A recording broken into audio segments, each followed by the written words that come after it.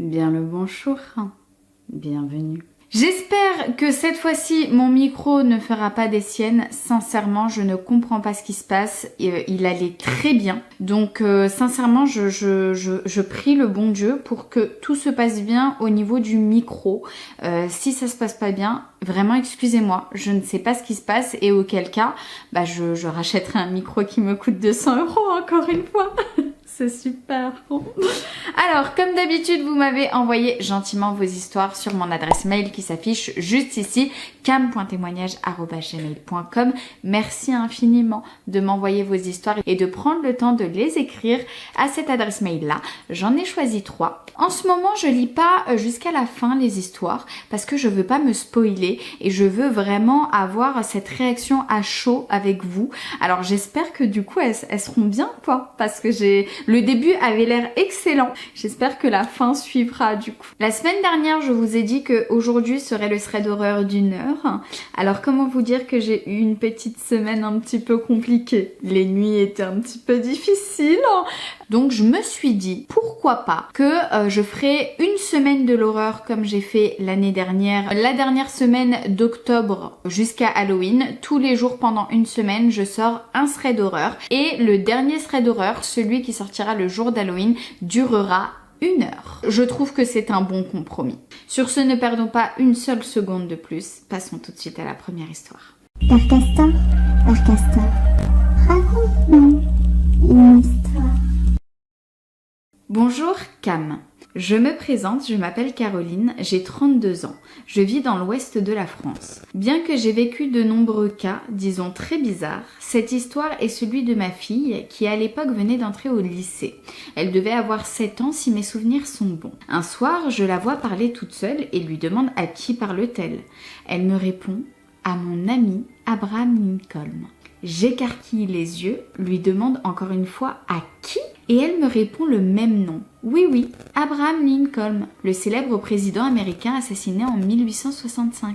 Sur le coup, je me suis dit, bon, elle a dû en parler en classe avec sa maîtresse et s'amuse à lui parler pour jouer. Sur le coup, je ne voyais rien de paranormal, une sorte de jeu d'enfant. Mais ça m'intriguait quand même cette histoire.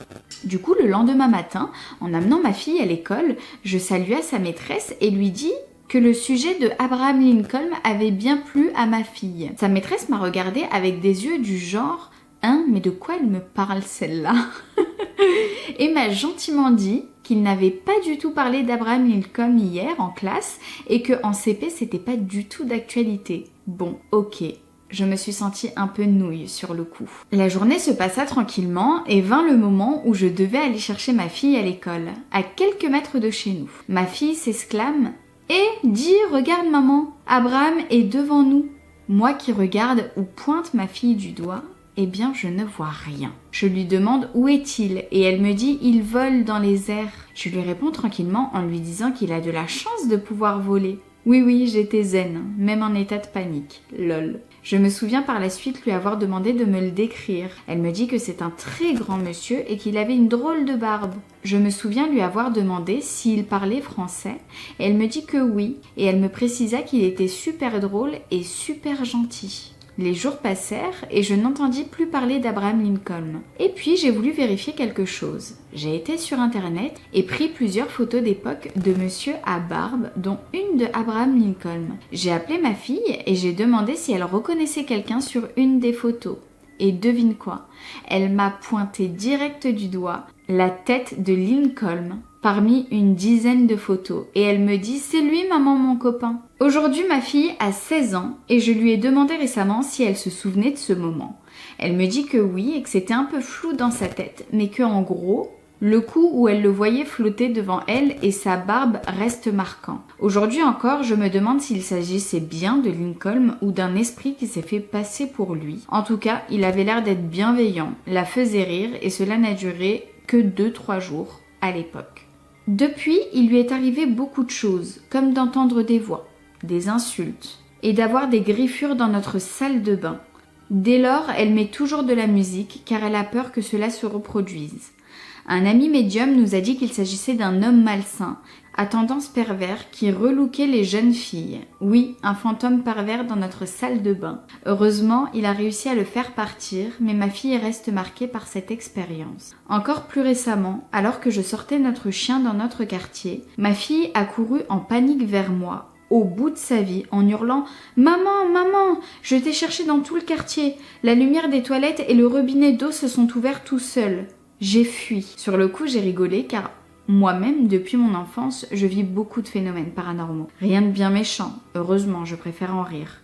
Je lui ai dit que si cela recommençait, de ne pas paniquer. Car ils sont si mal intentionnés et cela leur donne de la force quand tu as peur. Tu leur dis de dégager et que c'est chez toi et qu'ils n'ont pas leur place ici. En rentrant, j'ai quand même fait brûler de l'encens pontifical, je ne connaissais pas, pour nettoyer et rien ne s'est reproduit.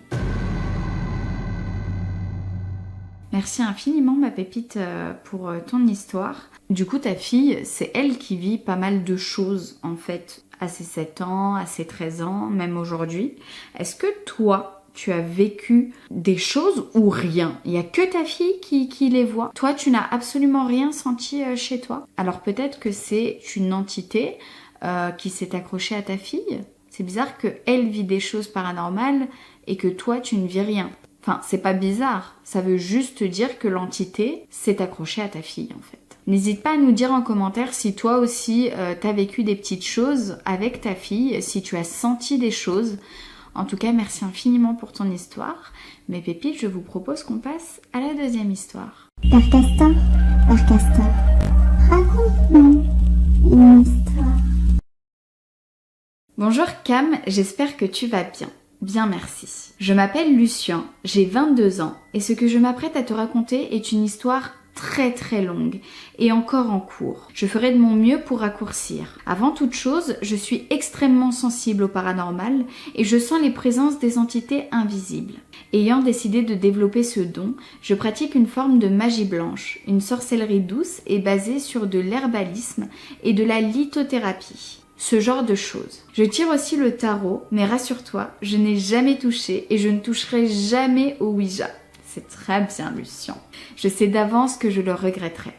En juillet 2020, après être retournée vivre chez mes parents, 1 an à cause de ma santé, j'ai emménagé seule à nouveau dans un appartement juste au-dessus du lieu où travaille ma mère. Le bâtiment, un vieux presbytère, est composé de 3 appartements, dont un au rez-de-chaussée et 2 à l'étage. Un presbytère, c'est là où vivait le prêtre, il me semble. Une cour interne publique à tous les locataires et un petit couloir fermé par une porte en verre qui permet d'entrer dans le bâtiment. Et cette porte fait un grincement horrible, impossible à confondre. On accède à la cour par une porte verte, très vieille et très bruyante, aisément reconnaissable. Bérénice devait me rejoindre en août 2020 pour une colocation, mais a finalement dû décaler d'1 an son arrivée car elle vivait à ce moment-là à l'autre bout du pays et elle n'avait pas les moyens de tout déménager. Durant le premier mois, je n'ai rien remarqué de particulier. J'étais trop concentrée sur mes cartons. Vers fin août, début septembre, je commence à perdre des choses de plus en plus fréquemment. Mais je mets ça sur le compte d'un nouvel environnement, tout ça. Un soir, je vais me coucher, les fenêtres ouvertes, comme d'habitude parce qu'il faisait chaud la nuit. Je me mets dans mon lit, je lis, je traîne sur mon téléphone, bref, tu connais. Vers 2h du matin, alors que je somnolais, je me réveille en sursautant parce que j'entends la fameuse porte en verre grincer de tous ses gonds. Comme si quelqu'un prenait un malin plaisir à la faire tourner le plus lentement possible pour faire beaucoup de bruit. Je suis assez surpris parce que je n'ai ni entendu ni senti la porte verte de la cour en premier. Je tends l'oreille et il n'y avait plus rien. Personne dans les escaliers, personne dans la cour. Le silence total. Déjà là, je sens qu'il y a un truc qui cloche. Mais dans le doute, j'envoie un message à mon voisin de l'époque qui vit au rez-de-chaussée pour demander si c'était lui ou sa copine, parce que je savais qu'il rentrait souvent très tard du travail. Je n'ai eu aucune réponse, alors j'ai pensé qu'il dormait. Du coup, je suis retournée me coucher aussi. 1 ou 2 heures plus tard, je me réveille en sursaut. J'ai une boule au ventre. Je sens le danger jusqu'au tréfonds de mes tripes. Ma fenêtre claquait contre mon mur et mes rideaux battaient violemment l'air. Quelque chose voulait absolument me prévenir d'un danger. Dans la rue, j'entends un premier chien hurler à la lune, puis un deuxième, ce qui est très mauvais signe dans mes croyances. Pris de panique, je me lève, tout tremblant. et je regarde partout dans ma chambre, armée de mon téléphone et d'une fourchette. Dis-toi qu'à ce moment-là, j'étais persuadée que j'allais tomber nez à nez avec un intrus chez moi et que j'allais me faire cambrioler ou assassiner ou voler avec un i. J'avais les pétoches. N'ayant rien trouvé dans ma chambre, je me décide à faire le tour du reste de l'appartement et je n'ai même pas eu besoin d'aller plus loin que la porte de ma chambre pour comprendre immédiatement le problème. J'ai instinctivement tourné la tête vers la droite, vers l'entrée de mon appartement, pour constater qu'elle était plongée dans le noir. C'était une noirceur épaisse, compacte, dans laquelle on ne discernait même pas le contour de la porte d'entrée. Tous mes instincts se sont mis à hurler de fuir, parce que quelque chose se trouvait juste là et me regardait. J'ai appelé mon voisin et sa copine, les yeux fixés sur la chose, terrorisée, à moitié persuadée qu'une vraie personne se trouvait sur mon palier. Ma voisine m'apprend alors qu'ils sont tous les deux réveillés parce que leur chien s'est mis à aboyer et grogner sans la moindre raison sur la porte d'entrée qui mène au couloir et qu'ils n'arrivaient pas à le calmer. Je lui demande alors s'ils ont vu mon message à propos de la porte. Devine quoi ?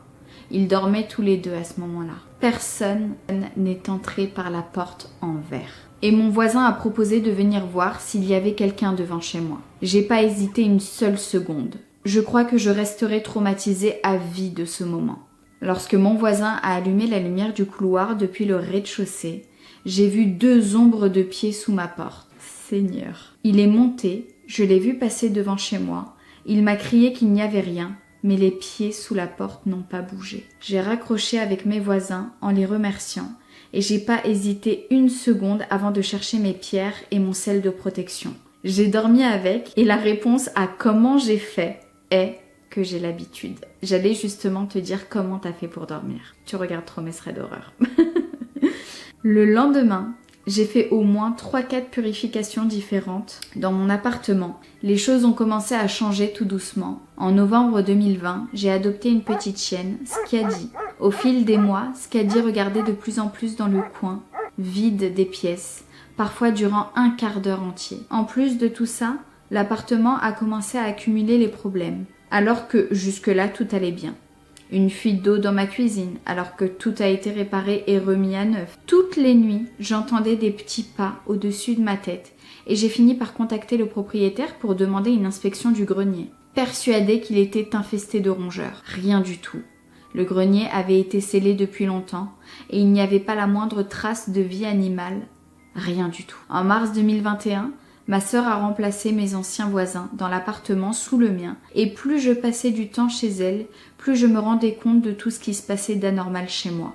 C'est aussi à ce moment-là que j'ai commencé à être malade. Je souffre de plusieurs pathologies chroniques dont un eczéma atopique général.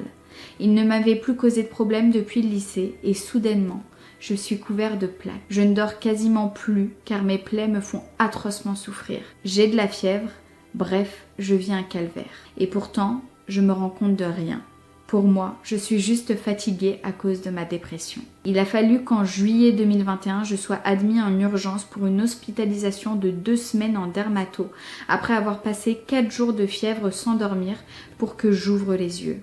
Le temps que j'ai passé loin de mon appartement maudit fut si reposant que j'ai fait une crise de panique à ma sortie. Je suis d'ailleurs depuis sous traitement lourd. En août 2021, Bérénice me rejoint enfin. Nous nous connaissons depuis très longtemps, presque 7 ou 8 ans maintenant, et nous planifions cette colocation depuis des années. Nous avions tout prévu, sauf que ça se passe aussi mal. Les disputes étaient quasiment quotidiennes, et le pire dans tout ça, c'est qu'on savait tous les deux qu'il y avait cette chose dans le bâtiment, cette entité qui ne nous aimait pas beaucoup. Depuis l'arrivée de Bérénice, tout s'est compliqué. Comme si l'arrivée d'une nouvelle source d'énergie lui permit de finalement pénétrer à nouveau dans l'appartement qui était nettoyé. Bérénice, partageant mes croyances et mes pratiques, et étant en plus très sensible, elle aussi, bien que différemment, ça n'a pas pris longtemps avant qu'elle me pose pas mal de questions. Un soir, vers novembre 2021, on était à 2 dans le canapé en train de regarder un film lorsque Skadi s'est levée et est allée droit devant la porte de la chambre de Bérénice. Surpris, on l'a regardé faire en se disant qu'elle devait avoir entendu un papier tomber ou quelque chose comme ça, jusqu'à ce qu'elle se mette à grogner en mode défense. Skadi ne grogne jamais, absolument jamais, et encore moins en signe de menace. Elle aboie très peu et très mal, et lorsqu'elle a peur, elle a tendance à fuir ou à se soumettre. On a vite compris que quelque chose n'allait vraiment pas. Et on s'est levé pour aller voir. On a fait un pas, un seul, dans la chambre de Bérénice, avant de se regarder et de ressortir tout de suite. L'entité était écrasante, d'une puissance que je n'avais jamais ressentie, et mesquine. Sur le coup, on ne l'a pas forcément ressentie comme mauvaise, alors on s'est demandé si un des guides de Bérénice n'essayait pas d'établir une connexion. On a donc décidé d'essayer de communiquer tout en nous protégeant un maximum. Comme je te l'ai dit, Cam, je n'aime pas l'Ouija. C'est bien dans les films, mais c'est tout. Je ne voulais pas non plus utiliser le tarot pour éviter les réponses détournées et volontairement ambiguës. J'ai décidé d'utiliser le magnétisme des pierres. N'ayant à ce moment-là pas de pendule, ça fonctionne un peu de la même manière. Et on pose des questions pouvant être répondues par oui ou non ou peut-être. Si la réponse est oui, la pierre dans la main droite chauffera légèrement, pèsera plus lourd ou vibrera légèrement. Si c'est non, alors c'est à la pierre de gauche. Et si c'est peut-être, les deux en même temps. Au début, tout se passait bien. Les réponses étaient assez directes et rapides. Et Bérénice était trop peu expérimentée et ayant vraiment eu peur plus tôt, j'étais en charge de la communication. Mais plus le temps passait, plus on se sentait alourdi, nous endormir ou d'endormir notre conscience. Et lors d'un contact avec l'invisible, c'est extrêmement dangereux, car c'est lorsque vous lâchez prise que les entités en profitent pour vous posséder. Bérénice m'a demandé de stopper tout et de faire partir la chose parce qu'elle avait vraiment très peur. J'ai dit au revoir et répété en boucle « Nous ne voulons pas de toi ici, tu n'es pas le bienvenu. Repars ». La chose insistait. J'avais de plus en plus mal à la tête et Skadi gémissait. L'ampoule au-dessus de nos têtes a grésillé et j'ai continué à répéter la même phrase encore et encore et encore. C'est épuisant, je n'en pouvais plus. J'étais à 2 doigts de m'endormir ou de m'évanouir. Je voyais des taches noires tellement j'avais mal au crâne. Je ne sais pas trop si la chose en a eu marre ou autre, mais au bout de 20 minutes, elle a fini par partir. Bérénice m'a alors confié qu'environ au milieu de la séance de questions, elle s'est sentie de plus en plus mal à l'aise, comme si qu'elle était en présence de quelqu'un d'horriblement malveillant et qu'elle avait eu vraiment peur. Comment te dire que j'ai dormi jusque midi le lendemain. Vers décembre 2021, Bérénice a fait venir son petit ami à l'appartement. Nous étions tous à table dans la cuisine en train de jouer à des jeux de société quand une chaussure de Bérénice a volé depuis l'entrée et a traversé la moitié de sa chambre. On s'est tous figés, choqués, mais étant donné que son ex-petit ami ne croyait pas au paranormal, on a fini par en rire et passer à autre chose. En janvier 2022, elle a commencé à travailler pour une nouvelle boîte et n'était plus aussi souvent là. Pourtant, j'entendais quasiment tous les jours sa voix dans sa chambre. Elle riait, parlait, je l'entendais chanter, bref, des bruits du quotidien. Comme pour m'amener à aller vérifier, chose que je ne faisais évidemment pas, je tiens à la vie. De son côté, pareil, elle m'appelait régulièrement pour me demander de confirmer que j'étais bien à tel ou tel endroit à l'extérieur pour ensuite me dire qu'elle m'entendait clairement dans ma chambre. Parfois, c'était le bruit des pattes de Skadi que nous entendions dans le salon ou à l'entrée, alors qu'elle était soit en train de dormir avec l'un ou l'autre, soit dans la cour. On retrouvait constamment les portes des placards grandes ouvertes et j'ai même pris la fâcheuse habitude d'en râler à voix haute le matin. En mai 2022, Bérénice s'est pris son propre appartement, celui voisin au mien, et continue de vivre des choses étranges. Pour ma part, ma sœur, à 100% cartésienne, a déjà plusieurs fois entendu des voix inconnues m'appeler depuis l'ancienne chambre de Bérénice, évidemment vide et fenêtre fermée.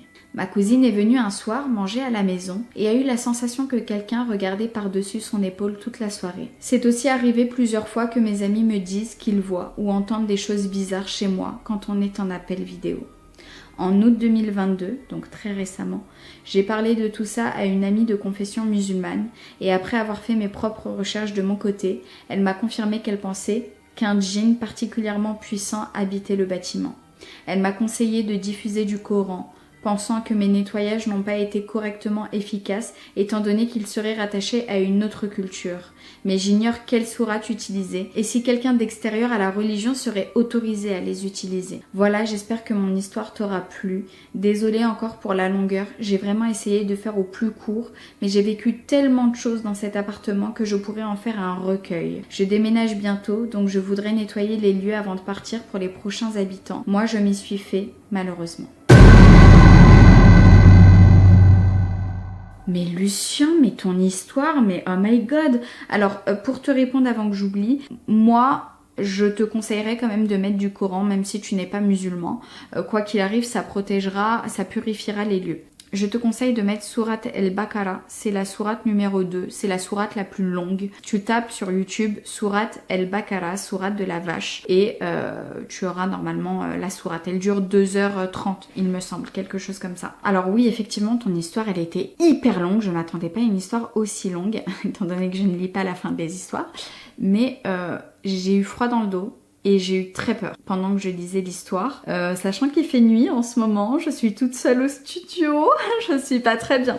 En fait, j'espère vite que tu vas déménager parce que ce que tu nous as décrit, c'est juste un cauchemar, ce que tu vis. Les pépites, n'hésitez pas à me dire en commentaire ce que vous avez pensé de l'histoire de Lucien.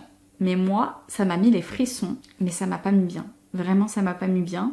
Vivement que tu déménages. Et oui, effectivement, je pense qu'il y a un djinn très très puissant. Je pense que les gens qui étaient avant toi dans cet appartement soit ont fait des choses pas très catholiques ou musulmanes, disons, dans cet appartement, ou soit il y a un djinn qui s'est attaché à cet appartement. Passons tout de suite à la troisième et dernière histoire, mes pépites. Je vais essayer de me remettre de cette histoire. Père Castor, Père Castor, raconte-nous une histoire.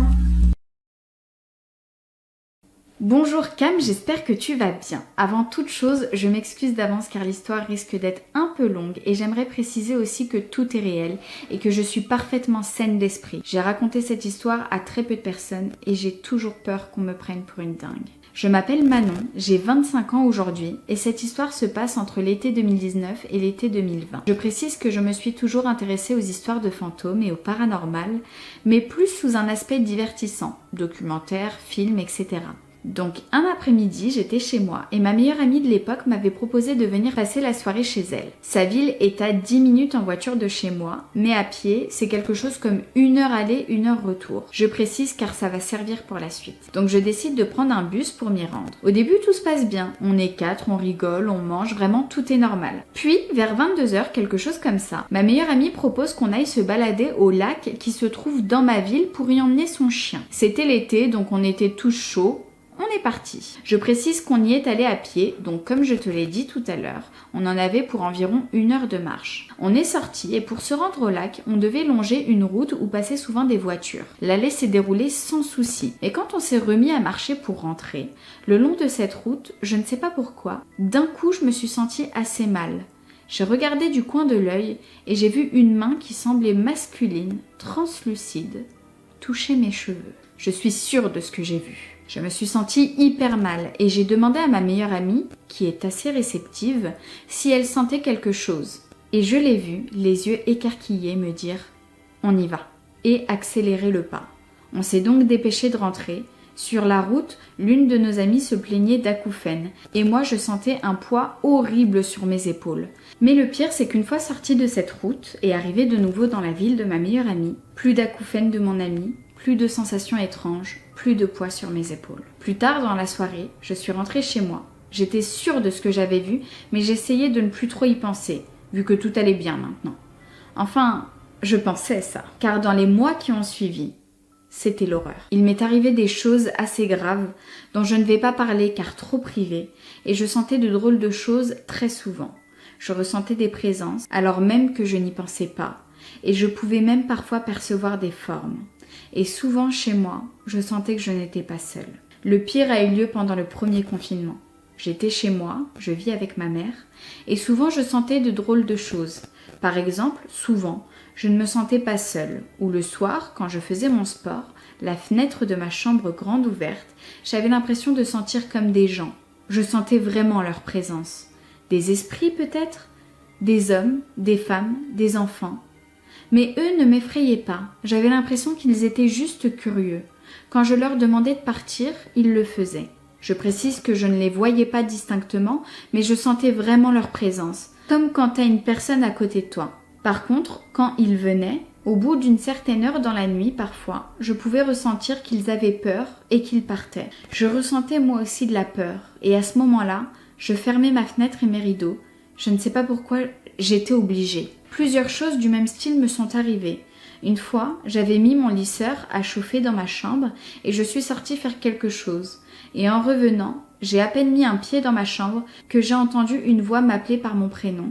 Et par peur, j'ai fermé la porte. Je suis allée dans la pièce d'à côté quelques minutes. Pourtant, ça n'était même pas une voix effrayante. Je ne saurais pas dire si elle était féminine ou masculine. Elle ne semblait pas humaine par contre. Elle était de mémoire assez douce et angélique. Les choses ont continué lors du confinement.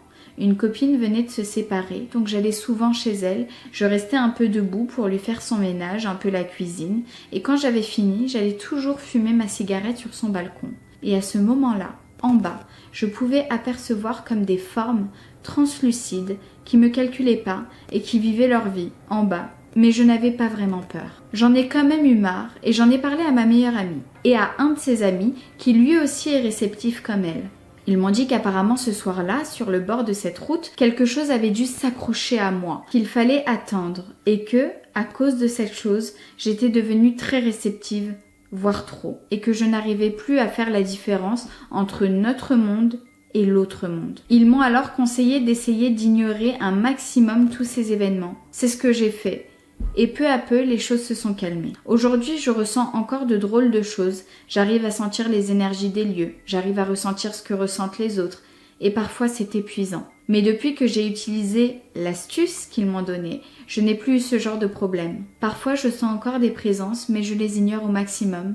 Et généralement, ça se calme. Encore une fois, je précise que je suis parfaitement saine d'esprit et que tout est vrai. Je comprends juste vraiment pas ce qui s'est passé exactement à cette époque. Et si quelqu'un s'y connaît mieux que moi ou connaît ce type d'événement, je serais vraiment contente d'avoir le fin mot de l'histoire, car je m'interroge encore beaucoup. Merci infiniment ma pépite pour ton histoire. Écoute, le fait déjà que t'aies ressenti quelque chose sur cette route, pour moi c'est que ce don, tu l'avais déjà avant. C'est juste qu'il s'est amplifié, je pense. Je crois pas que c'est parce que tu sois passé dans cette route-là que t'as développé un don à cause de quelque chose, tu vois. Moi, je pense que t'as une sensibilité et qui s'est développée avec le temps. Alors là, toi, tu décides de vraiment pas la calculer et donc forcément, ça se calme, c'est très bien. Si ça te fait peur, tant mieux que tu la calcules pas et que les choses se calment, tant mieux. Tant que ça reste bienveillant, j'ai envie de dire, c'est le principal. Après, si ça commence à se corser, n'hésite pas à faire un petit nettoyage. Sur ce, voilà mes petites pépites, ce serait d'horreur est terminé. J'espère qu'il vous a plu. Alors non, il n'a pas duré 1 heure, mais je pense quand même qu'il est plus long que les derniers. Si cette vidéo t'a plu, n'hésite pas à lâcher un like comme d'habitude, à t'abonner si ce n'est pas déjà fait. Nous sommes de plus en plus nombreux sur la chaîne, ça me fait extrêmement plaisir. Merci infiniment. Je te laisse mes réseaux sociaux par-ci par-là, TikTok et Instagram, j'y suis active tous les jours, donc n'hésite pas à me suivre là-bas aussi. Si t'es resté jusqu'à ce moment de la vidéo, mets-moi en commentaire le mot Luciole. Sur ce, moi je t'embrasse très très fort, je te dis à très vite pour une prochaine vidéo YouTube. Prends soin de toi surtout et ne regarde pas sous ton lit.